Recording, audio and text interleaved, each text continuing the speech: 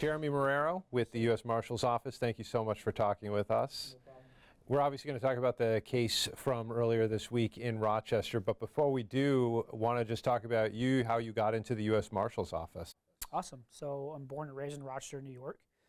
Graduated from the Harley School, like we mentioned earlier. Went to John Jay College of Criminal Justice in New York City. Got my bachelor's degree down there. I applied for, at that time, what's called the co-op program with the Marshals Service. You applied through the school. They reviewed your resume. They selected us. They sent it over to the Marshals Service headquarters. They decided who they were going to interview. They interviewed quite a few of us, and then I was selected to partake in this co-op program. So the easiest way to explain it is like a paid internship. I was blessed enough to actually get placed here in Rochester, New York for the first 4 months of this completion of this internship. If they liked my work ethic and they liked who I was, they recommended me for the academy. At the time, Marshal Salina was the boss, and he referred me to be hired full-time as a Deputy U.S. Marshal, and I went down to the academy in 2011.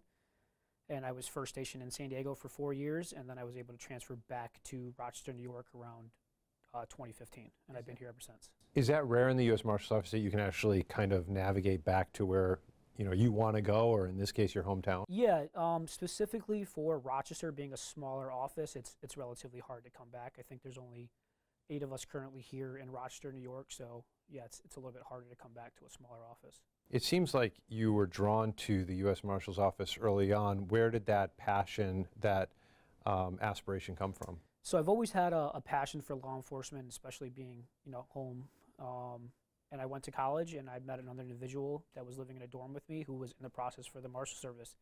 And we just started talking about it, and he told me what they do, what they're about, the opportunities to this co-op program to get on at such a young age. And I struck my interest right away, and I went with the process, and I did exactly what he did, and same classes, same professors, same internships, and it all worked out, and here I am today. Isn't it so funny how one conversation, one person can help navigate, guide your entire life? Yep. And so how long have you been doing it now? So I have 15 years this December. You still like the job? I still love it. I still get out there as much as I can on the streets with these guys. Just got into a supervisor role, so I think I still have a lot in the tank, as we would say. So I enjoy coming to work every day and working with my coworkers and completing the mission. And I think we talk about it every once in a while, but I just want to emphasize that you're part of a local task force, so you're on the streets in Rochester. You're not kind of just sitting in this office, so to speak. Yeah, we're generally not really much in the office. I always joke around with families and friends, and my office is my car.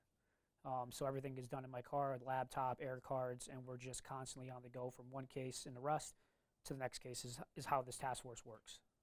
The case recently, for those who didn't hear, you have a man who got into a confrontation with police, ran into the woods, ended up being tased, taken to the hospital. I believe it was RGH. And then tell me what happened at the hospital and then where you got involved. So best to our knowledge is that he walked away from the hospital during that time. I believe it was around like midnight or so.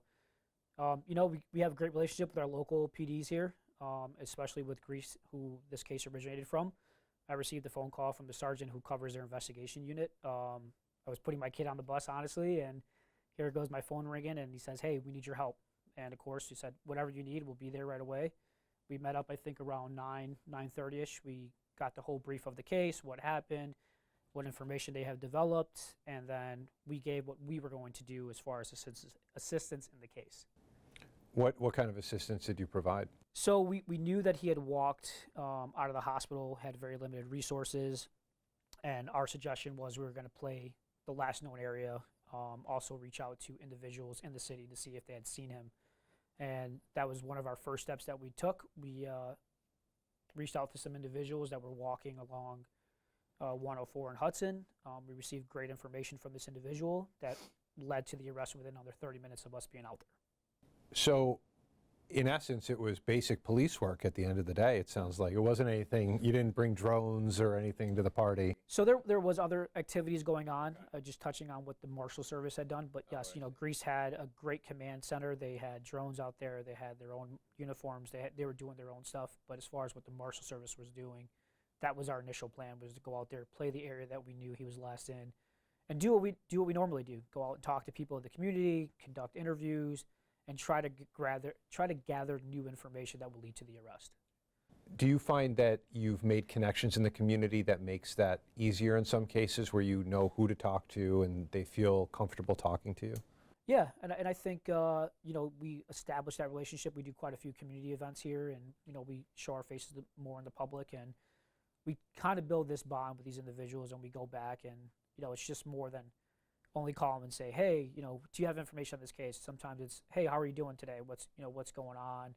And just having what we would call just a friendship, just to build that, and when need be, we reach out to them for information, and sometimes it's fruitful. We hear about tracking cell phones and things like that. Is that what the U.S. Marshals Office does, or is yours more like we just discussed, talking with people, working leads with potential sources? So we do a combination of both. It depends on the case, depends on the individual, it depends on the fugitive, how hard they're on the run, how long they've been on the run. So there's a lot of different factors that would determine how we go about finding this individual. But that is an avenue that we use. The way this particular case wrapped up, would you say is that predominantly how most cases go? It's you just work a source, talk to someone, and then go from there? I would say 50-50. This case that we worked earlier in the week with the individual leaving the hospital, I think it was all hands on deck. You had state police there, Monroe County Sheriff's, Irondequoit Police Department, and RPD. Everyone was out there looking for this individual, and this is what we've always talked about. This was a true collaborative effort to apprehend this individual. You see in the movies, the folks get upset with jurisdiction and, don't step on my territory. Do you find that happening here at all? No, not at all. I think for this specific arrest, we had eyes on the individual, and I asked for some additional resources, and every department I just mentioned, Rochester Police Department, the GIV unit for the state police, Irondequoit PD, Greece PD, Monroe County Sheriffs are attached to our task force.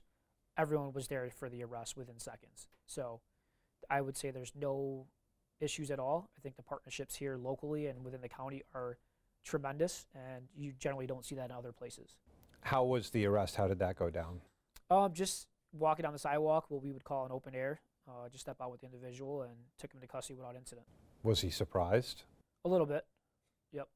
He's like, how did this happen so quickly? Like, I just left? He didn't say anything, so it was just simply, taken to custody without incident, and he was transported by Greece PD. Yeah. So you were involved in a case that I did cover, and a lot of people in the area paid attention to. We had David Johnson.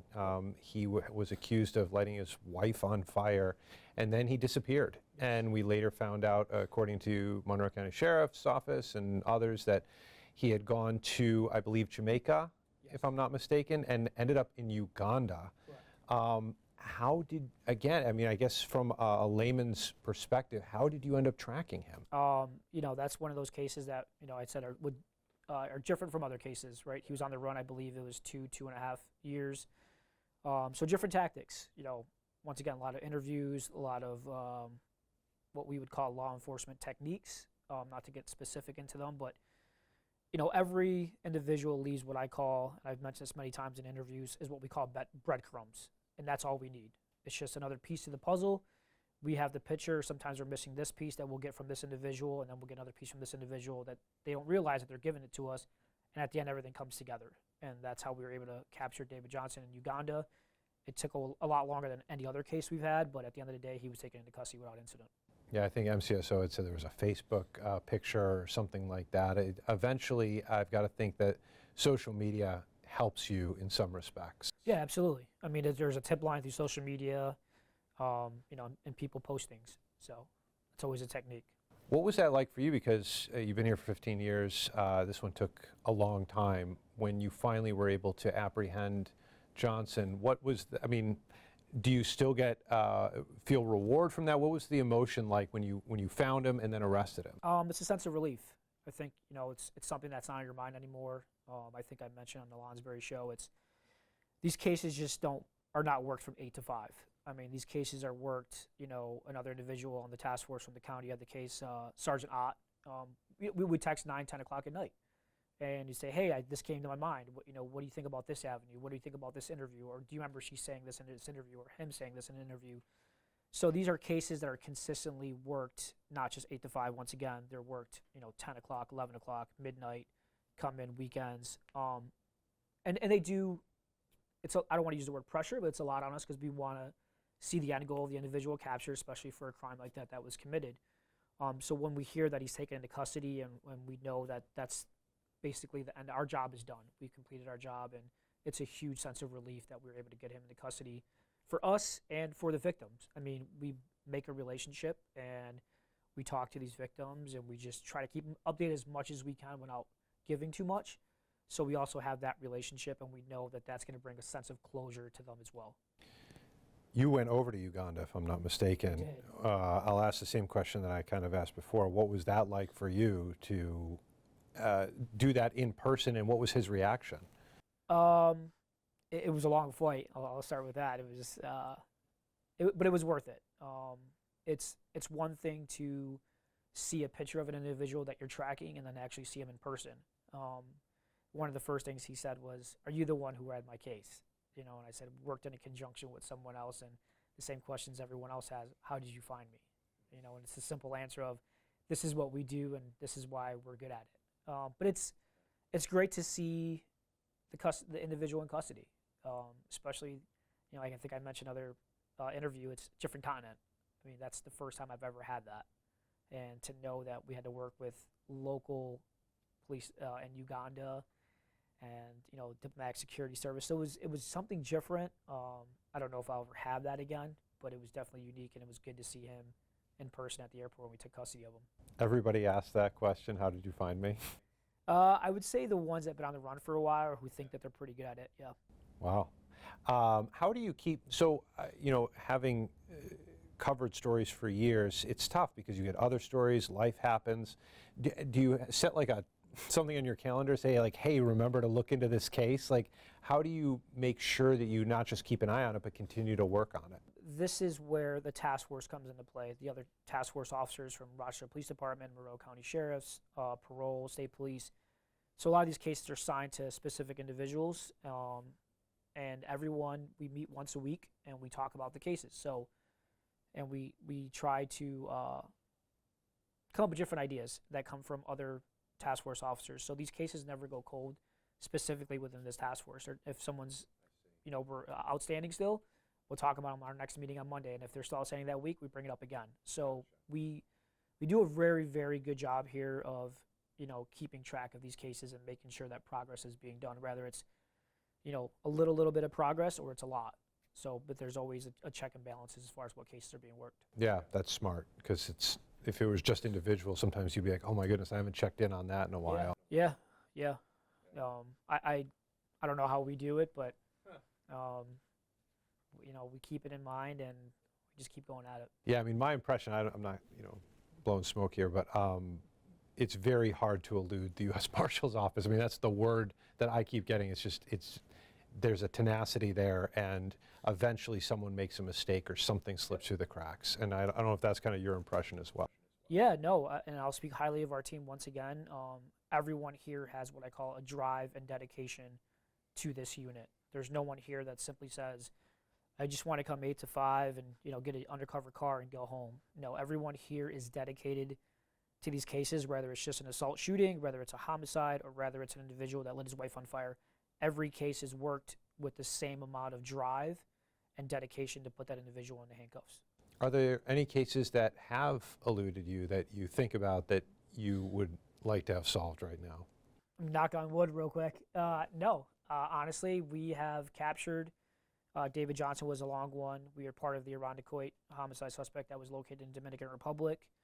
So no, right now there is no what we would consider individuals been on the run for an extreme amount of time, that we would consider top priority right now. So, and that goes back to the mentality of this team with the drive and dedication. All right. Anything else you'd like to add, Jeremy, that I might have missed? No, just as I always say in every interview and radio, I just want to thank the guys that are here with us, that work with us day in and day out, and thank their families for allowing them to be with this team. And I know we take a lot of time from them, and dinners and events and stuff like that. So I always want to reiterate thank you to the wives, the children, the family, and thank you to the guys that we work with here side by side and keeping us safe.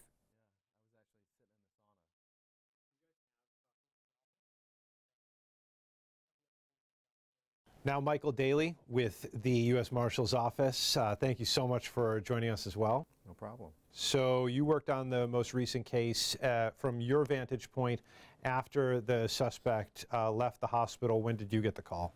We got the call 8:30. I was actually at the DMV renewing my license, and Greece reached out and just asked for our assistance in the location and apprehension of Mr. Plouffe. And where did you move from there? We scheduled a meeting over at the Town of Greece Police Department and kind of got the ball rolling on what type of resources were already in play and what they would like our help to be in this case. So obviously, as I noted with Jeremy, I'm a layman in all this. I would start spinning like, oh, I got to move fast. I mean, he's on the run. He could be making headway.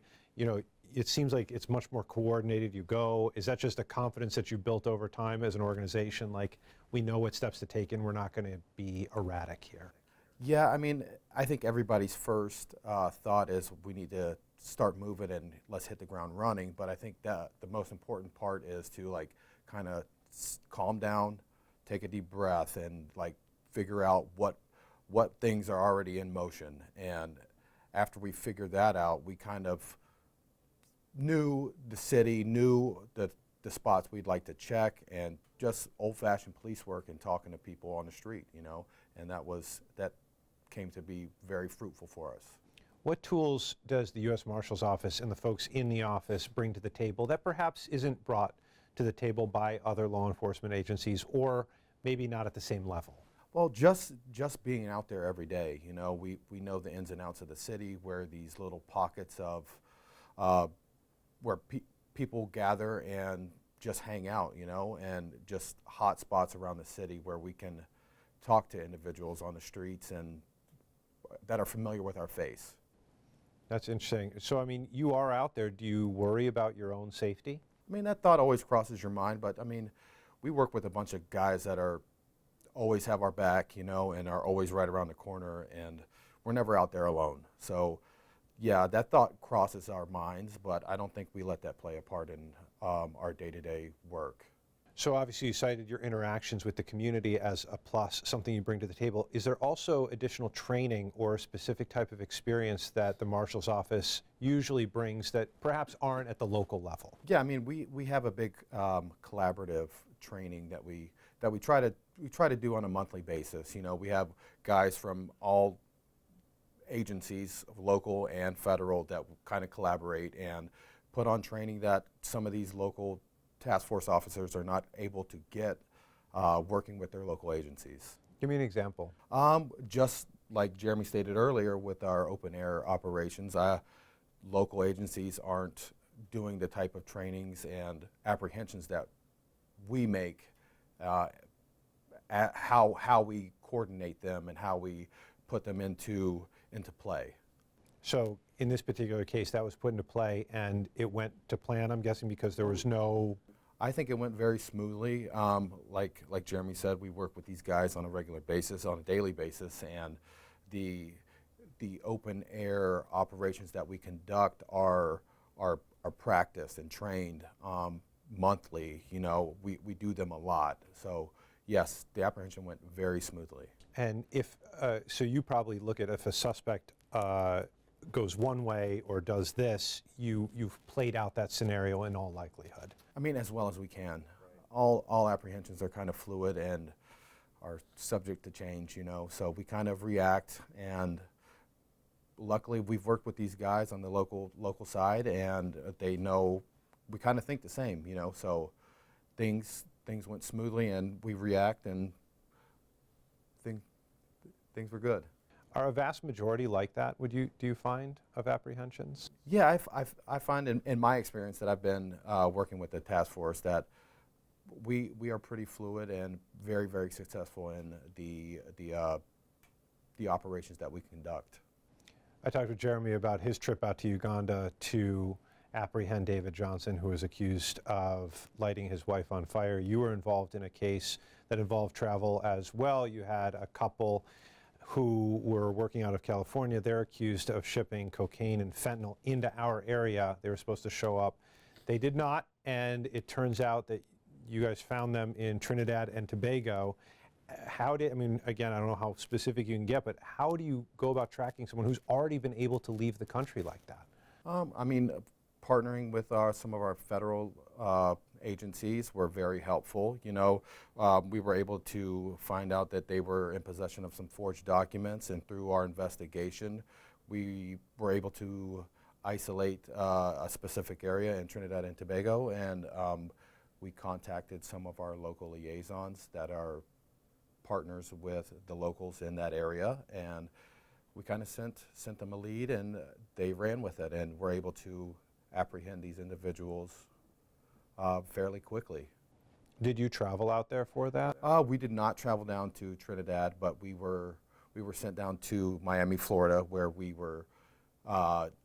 took custody of the Williams from Miami office. Did they also want to know how you found them? No, not. I think that time had passed when they were sitting in the jail waiting for us to pick them up, you know. Yeah, and are we seeing that? Obviously, fentanyl is such a huge problem. Do you find that kind of case crossing your desk a lot, or is that kind of more RPD, and then you're called in when the circumstances fall into your category? Yeah, when the circumstances fall into our category, we do see a lot of that through some of our partner agencies with the DEA and RPD, that those cases are becoming more prevalent in our office, yes. We had gone over how a lot of the arrests are pretty docile, and have you been involved in any that stand out that kind of meet, I mentioned it to Jeremy and he laughed, but a lot of us think of the U.S. Marshals, we think of Fugitive, the movies, any of them that kind of fall in that direction where it was a true pursuit?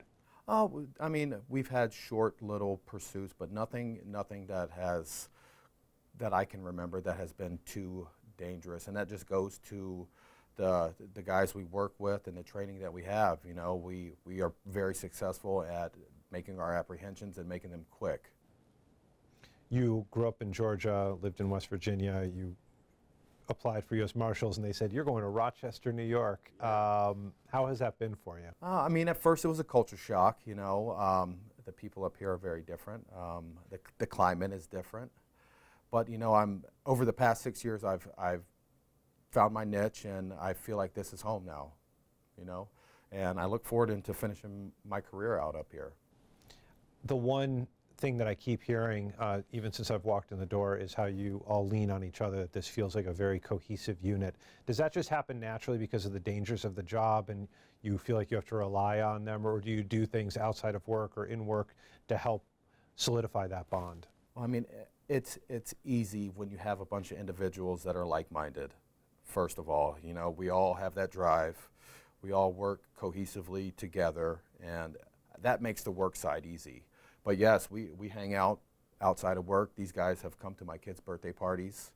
You know, I get birthday cards from some guys in the office. My kids get birthday cards, Christmas cards. You know, we're a real tight office here, and I mean, I cannot complain. I feel at home.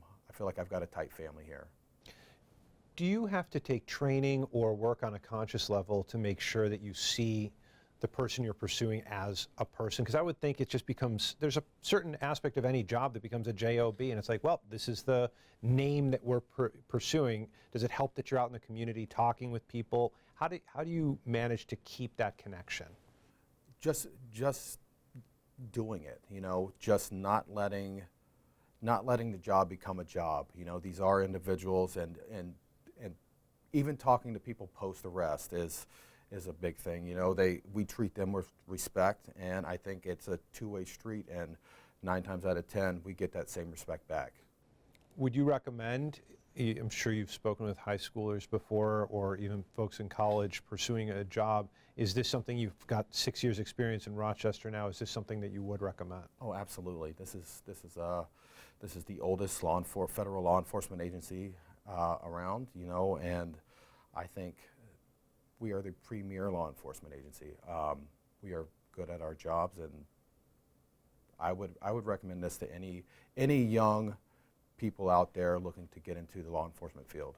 What does the ladder look like for something like this? How do you even get involved? We heard Jeremy's story where he kind of got involved in his own way, but is there one ladder? Is there one door? So when I got hired on, and there was a big hiring push because there was a lot of older deputies that were going to be retiring, and I think they couldn't keep up with the new hires, and they put on an information session, and I threw my name in the hat and got lucky. But yes, there's multiple different ways that you can apply to become a U.S. Marshal. USA Jobs is the main avenue to go through. You have to pay attention to those postings because they fill fast and they're pretty rare. But yeah, they use a combination of education and experience or military. So yeah, those are the avenues to take to become a U.S. Marshal. Because it's interesting, when I interview some of the folks over in the FBI, they made a point to say that a lot of the people they get had a career prior to joining the FBI. It was almost a later, and they almost encourage that because they want people with life experience. Is that the same with the U.S. Marshal's Office, or do they usually start fairly young? I've found in my experience that it is a good mix of both young and, I don't want to say old, but more people with more life experience. You know, like myself, I started with the Bureau of Prisons when I was 24 years old, fresh out of college, and did 10 years with the BOP, and I kind of paid attention to the USA Jobs, like I mentioned earlier, and saw an announcement, and I put in for it and got lucky. You know, it's a small agency. So it tends to be tougher to get hired on with the Marshal Service. My last question. So outside of watching Anchorman, I can't watch anything that involves a newsroom. For a couple reasons. One, just the stress. I don't want to. I work in a newsroom. Can you watch chase movies and shows and all that, or? Oh, absolutely. Really? You don't? Absolutely. Do you pick it apart? Be like, oh, that's not real. That can't happen. I try not to, but my wife will laugh at this when I mention it. I always go to sleep to Dateline. There's just something about. You can't leave it. I just can't leave it alone. But yeah, I fall asleep to Dateline every night. I don't know if it's the monotone voice of. Yeah, but yeah, she always has to nudge me when I fall asleep to turn the TV off. You're like, I'm studying. yeah, brushing up on my skills. Exactly. So. Well, Michael Daly, thank you so much for chatting with me. Appreciate it. Thank you very much.